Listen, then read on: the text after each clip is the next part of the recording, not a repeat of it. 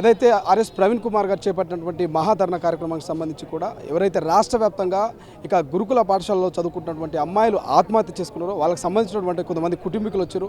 So ప్రభుత్వ సంక్షేమ భవన్ ముందు వాళ్ళు నిరసన కార్యక్రమంలో పాల్గొన్నారు. సో అమ్మ ఏం పేరు? మీ పేరు? అక్షిత. మీ పేరు? నా పేరు మహేశ్వర్, మా పాప పేరు అక్షిత. చనిపోయిన రోజులు అవుతుంది మీ పాప? ఇవాళకి 15 రోజులు అవుతుంది. ఎవరు స్పందించలేదు? ఎవ్వరు మాకు ఇంతవరకు స్పందించలేదు. ఎవ్వరు మాకు వాద్యాలు 29 తారీఖు నాడు 7:30కు చనిపోయిందని చెప్పలే. అంటే గిట్లా ఆత్మహత్యకు చేయడానికి ప్రయత్నించింది, హాస్పిటల్కి తీసుకుపోతున్నాం, మీరు రాండి అన్నది. రండి అన్నాక కథ మేము హాస్పిటల్కి పోయేటోళ్ళకు ఆల్రెడీ మ్యాచర్లు వేసిండు మా పాపను. మ్యాచర్లు అయితే అక్కడనే లోకల్ మా తమ్ముడు ఉంటాడు, ఆయనకు ఫోన్ చేసినాం మేము ఫస్ట్ ఇక్కడ చెల్లెళ్ళంగా. మేడం, ప్రిన్సిపాల్ మేడం వాళ్ళందరూ, క్లాస్ హౌస్ మేడం వీళ్ళందరూ అక్కడి చెల్లి వెళ్తుర్రట మ్యాచర్లు వేసి. మీరు గిట్ల వెళ్తుర్రు అక్షిత నేను మామను, ఆమె ఏది అంటే ఆల్రెడీ ఆమె చనిపోయింది, మేము పోతున్నాం అని అంటే గట్టెట్ట పోతారు, పేరెంట్స్కి చెప్పద్దా మీరు ఎట్లా తీసుకొచ్చారంటే ఆమె ఏం చేసుకుందంటే ఊరేసుకుంటే మీరు ఎట్లా ఇప్పుతారు, పోలీసులకు ఇన్ఫర్మేషన్ చేయాలి, మీరు తల్లిదండ్రులు వచ్చేదాకా మీరు ఆగాలి కదా అంటే మేము ఆల్రెడీ కలెక్టర్కి చెప్పినాం, మేము ఈడు ఉండి మేము ఏం చేస్తామంటే మరి మీడియా వాళ్ళు వస్తారు మా వాళ్ళు మీరు వాళ్ళతో ఏమని మాట్లాడతారంటే మేము మీడియాతో మేము ఎవరితో ఏం మాట్లాడాం, కలెక్టర్కి మేము ఇన్ఫర్మేషన్ ఇచ్చినాం అని అన్నారు. అంటే మరి మీరు ఎట్లా తీసుకొచ్చారంటే మేము కార్లో తీసుకొచ్చినాం అన్నారు. అలా సొంతం అంబులెన్స్, గవర్నమెంట్ అంబులెన్స్ ఎన్నో ఉన్నాయి, ఆడదాడ కిలోమీటర్ లేదు పోలీసులు, వాళ్ళకి ఇన్ఫర్మేషన్ ఇలా. కనీసం మా పాపను ఇడవంగా కూడా ఒక ఫోటో తీయలేదు, మాకు ఏం ఆధారాలనే లేవు. మా పాప ఎట్లా చనిపోయింది అనేది మాకు అనుమానమే, వాళ్ళ మేడల మీద మాకు అనుమానం వచ్చింది, వాళ్ళే చేసిర్రు మా పాపను. మేము ఆ రోజు సాయంత్రం 8:30కు మేము హాస్పిటల్కి పోయి ఉంటే తెల్లారి 2 దాకా మేము కన్నంగానే వాళ్ళకి మేము అప్పచెప్పినాం మా బిడ్డలు చదువుకుంటారని. ఒక్కళ్ళు కూడా టీచరు, హౌస్ మేడం ఎవ్వరు కూడా, ప్రిన్సిపల్ వచ్చి మమ్మల్ని ఒక్కళ్ళు కూడా మందలియలేదు, అది మాట్లాడలేదు. ఇంకా మీదికి వెళ్ళి పోలీసులు వాళ్ళందరినీ మాకు ఏమన్నా ధర్నా చేస్తారు కానీ అట్లా ఉంచిర్రు. మమ్మల్ని మేము కూలి చేసుకొని బతుకుతాం, మాకు 2 బిడ్డలు, చనిపోయిన ఆమె చిన్న బిడ్డ. ప్రస్తుతానికి ఇప్పుడు మేడాలు అట్లనే జాబ్ చేస్తున్నారు. మా పాప ఇప్పుడే ఫస్ట్ టైం చదువుకుంటు కాదు, మల్లాపూర్ హాస్టల్లో 5th నుంచి 10th దాకా అక్కడ 10th అయిపోయింది. ఫస్ట్ ఇయర్ సీఈసీకి చింతకుంట వచ్చింది. ఆమె మంచి ధైర్యవంతురాలు, ఆమె ఫస్ట్ క్లాసులు ఉన్నది. కానీ సుమంజని మేడల అంటే కామర్స్ మేడం ఆమె ఫోర్స్ వాళ్ళ అనేది కొంచెం డౌట్. ప్రస్తుతానికి మాకు న్యాయం జరగాలి, వాళ్ళకు శిక్ష పడాలి, ఇదే మేము మీడియా అందరినీ వేడుకునేది. మీరు మా పాప సృజన డిగ్రీ ఫస్ట్ ఇయర్ చదువుతుంది, మాది గంగిపెళ్ళి. ఇంతకుముందు inter first year second year చింతకుంటలోనే చదివింది, ఇప్పుడు డిగ్రీ అక్కడికి వెళ్ళింది. మా పాప మంచిగానే చదివేది, అన్నిట్లలో మంచిగానే, పర్సనల్గా ఏం లేదు ఆమెకు. కానీ మా పాప కూడా ఇట్లానే ఊరేసుకున్నది. మేము పోకముందే తీసిర్రు, ఎందుకు తీసిర్రు అని అంటే ప్రాణాలతో ఉన్నది అనుకొని తీసినామా అని చెప్పిర్రు. ఇక మమ్మల్ని ఏం మాట్లాడనీయలేరు, చేయనీయలేరు. కేసు పెట్టినాం, కేసు నడుస్తుంది.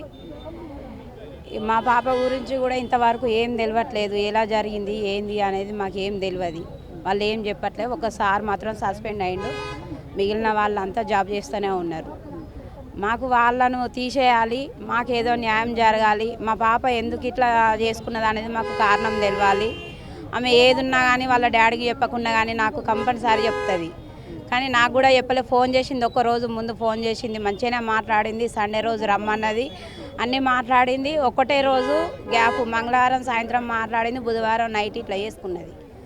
ఏం జరిగింది, ఏం చేసిర్రు అనేది ఏమన్నా అడిగితే ఇట్లా హాస్టల్లో ఏంటంటే ఏదన్నా పిల్లలు ఫుడ్ విషయంలో కానీ దేని విషయంలోనైనా ఖచ్చితంగా అడిగితే పిల్లల్ని టార్గెట్ చేస్తుండ్రు. టాబ్లెట్స్ కూడా డేట్ అయిపోయిన టాబ్లెట్స్ ఇస్తారు. ఇట్లా ఏందా అని అడిగితే నువ్వే ఉన్నవా, నువ్వే చదివినవా అని పిల్లల మీదకి సీరియస్ అవ్వడం చాలా హాస్టళ్ళల్లో ఇట్లనే జరుగుతుంది. మేము అడిగితే మా పిల్లలు మమ్మల్ని అడగనీయకుండా చేయడం. మీరు ఇప్పుడు అడిగి వెళ్తారు, మళ్ళీ తర్వాత మమ్మల్ని మేడాలు టార్గెట్ చేస్తారు, పిల్లల ముందు ఇన్సల్ట్ చేస్తారు. మీరు చదివినా కానీ మార్కులు తక్కువ వేస్తారు, ఫెయిల్ చేస్తారు, మీరు ఏం అడగకూరు అని పాపం అన్నీ భరించుకొని ఉన్నారు. ఎన్ని భరించుకొని ఉన్నా కానీ పిల్లలను ఏదన్నా ఒక్క విషయం అడిగేసరికి వాళ్ళని ఇట్లా చేసి ఏదనేది బయటకు రానియకుండా చేస్తారు. మాకు అదే వాళ్ళది ఏంటంటే హాస్టల్లో అన్ని హాస్టల్లో ఇట్లనే ఉన్నాయి. ఏ పిల్లలు మాకు జరిగిపోయింది, ఇక మీదట ఉండే పిల్లలకు మంచి జరగాలి, అది మేము కోరుకునేది. నా పేరు లక్ష్మీనారాయణ, మాది విలేజ్ గంగిపల్లి, మండల్ మానకొండూరు, డిస్టిక్ కరీంనగర్. మా పాప degree first year social welfare నగునూరులో చదువుతుంది. మొదటి సంవత్సరంలో మొన్ననే జాయిన్ చేసినాం. డిసెంబర్ 20వ తారీఖు నైటు ఈ సంఘటన జరిగింది. తెల్లవారి 6 గంటలకు వాళ్ళ హౌస్ మేడం ఫోన్ చేసిర్రు.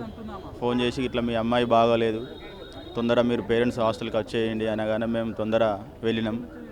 వెళ్ళేసరికి ఆ ఫ్యాన్కు చున్ను కట్టి ఉంది, అమ్మాయి ఏమో కింద పడుకొని ఉన్నది, అప్పటికే చనిపోయి ఉన్నది.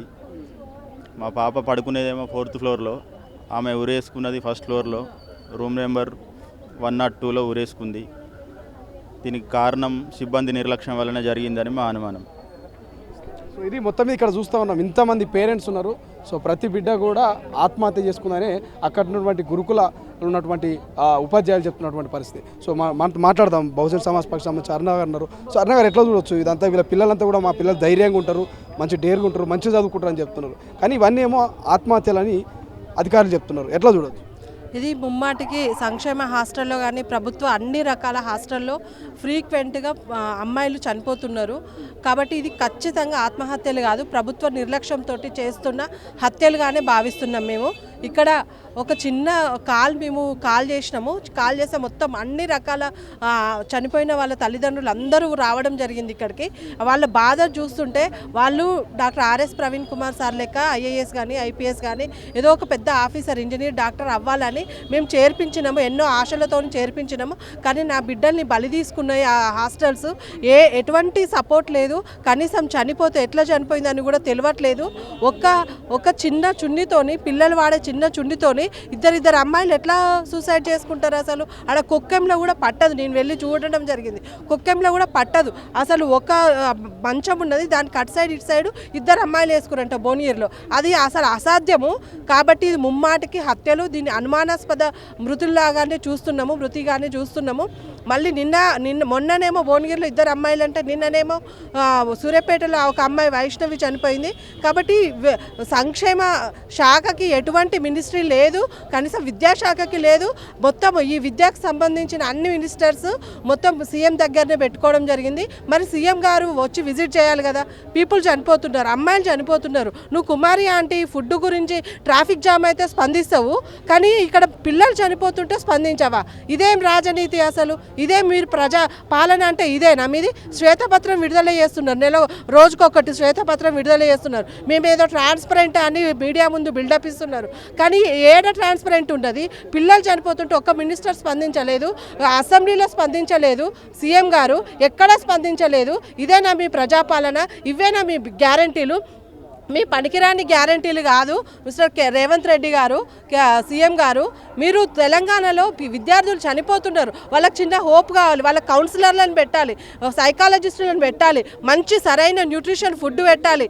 అసలు మొత్తం ఆ కోడి పిల్లలు పెట్టినట్టు 1st ఫ్లోర్లో ఒకటి ప్రైవేటుది ఇచ్చిర్రు, 2nd ఫ్లోర్లో బాలుర హాస్టల్ ఉన్నది, 3rd ఫ్లోర్లో అమ్మాయిలకు ఇచ్చిర్రు. భువనగిరిలో ఇప్పుడు మొన్న చనిపోయిన ఇద్దరు అమ్మాయిల దాంట్లో మేము వెళ్ళి చూడడం అంత దారుణంగా ఉంది. అసలు పిల్లలు అమ్మాయిలు చదువుకునే దగ్గర బిల్డింగ్లో అసలు అబ్బాయిలది ఉండొద్దు అసలు.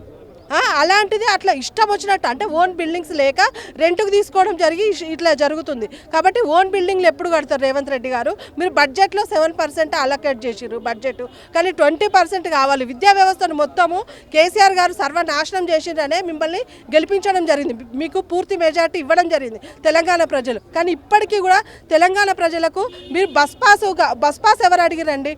మహిళల కోసం బస్ ఫ్రీగా ఎవరు అడగలేదు. ఆ గ్యారంటీ కంటే వాళ్ళ పిల్లలు, ఆడపిల్లలు చనిపోకుండా వాళ్ళు నిండు నూరేళ్ళు బ్రతికి మీ లెక్క సీఎం కావాలని దీవించండి. మీ లెక్క సీఎం అయ్యే గ్యారంటీ ఇవ్వండి మా పిల్లలకు. అంతేగాని వాళ్ళు చనిపోతున్నారు, వాళ్ళకి నిరాశ నిస్పృహలతో ఉన్నారు, సరైన ఫుడ్ లేదు.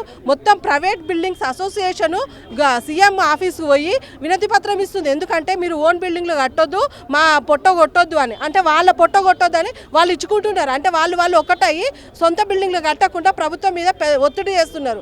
మీరు రేవంత్ రెడ్డి గారు, మీరు నిజంగా మీ మనసు మంచిదైతే, మీరు నిజంగా ప్రజాపాలనకు కట్టుబడి ఉంటే ఇమ్మీడియట్గా మీరు విజిట్ చేయండి సంక్షేమ హాస్టల్ని. మీరు వితౌట్ కాల్ విజిట్ చేయాలని మేము బహుజన్ సమాజ్ పార్టీ తరఫున డిమాండ్ చేస్తున్నాము. మీరు ప్రజల కోసం వచ్చి ఉంటే ప్రజలను బ్రతికించే విధంగా చేయాలి. ఇంతకుముందు కేసీఆర్ గారు చేసినట్టు చేస్తే మాత్రం కేసీఆర్ పట్టిన గతే పడుతుందని మేము హెచ్చరిస్తున్నాం. Thank you. జై భీమ్. చెప్పండి అమ్మ, మీరు చెప్పండి. జై భీమ్. ఈరోజు చూసుకున్నట్టయితే గురుకులాలో పిల్లల్ని ఎంత ఘోరమైన పరిస్థితికి తీసుకొచ్చిండ్రో ఈ ప్రభుత్వాలు. మరి నేడు జరుగుతున్న ఈ వివక్ష, మరి ఆ రోజున మరి ఏమంటే కులాల వాళ్ళకు ఒక న్యాయము, ఇక్కడ మరి బీద బిడ్డలకు జరిగిన ఈ అన్యాయాన్ని గురుకుల సెక్రటరీగా ఉన్నప్పుడు doctor RS Praveen Kumar sir గారు మరి ఎంతో ఉన్నతమైన స్థితిలో మన బిడ్డల్ని మనం కళ్ళకు కట్టినట్టు చూసిన ఒక్కొక్క బిడ్డ హార్వర్డ్ యూనివర్సిటీలో చదివినరు, ఐఏఎస్లు అయినరు, ఐపీఎస్లు అయినరు. మరి చదువు రాని పిల్లలు, చదువు అంటే నాకు బోరు అన్న పిల్లల్ని కూడా వాళ్ళకి ఏది ఇష్టమో అని చెప్పి వాళ్ళకు కూడా ఒక స్కూలు పెట్టి వాళ్ళు ఆడుతూ పాడుతూ వాళ్ళు విద్య నేర్చుకోవాలనే వ్యవస్థ తీసుకొచ్చిండు. ఈ రోజున పిల్లలు ఎందుకు ఆత్మహత్యలు చేసుకుంటున్నారా?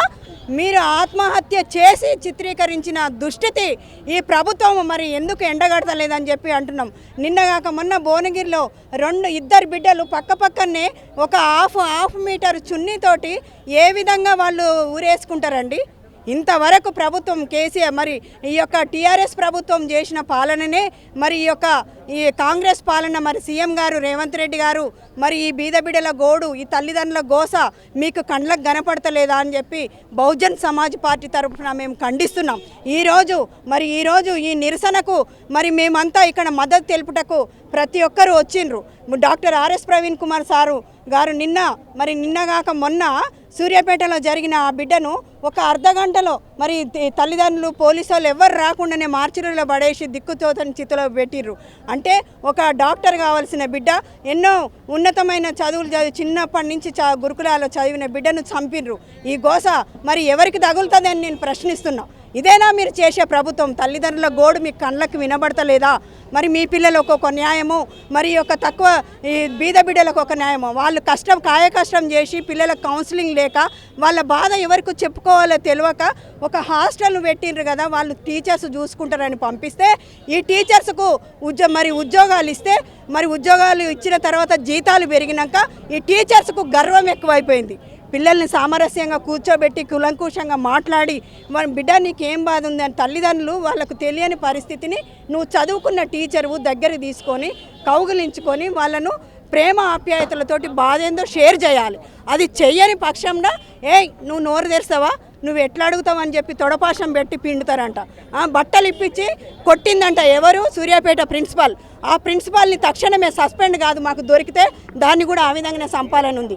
ఎవరికి ఏమి జరిగినా అలాంటివి జరిగితే ఇంకొకసారి భయపడతారని చెప్పి మేము అంటున్నాం.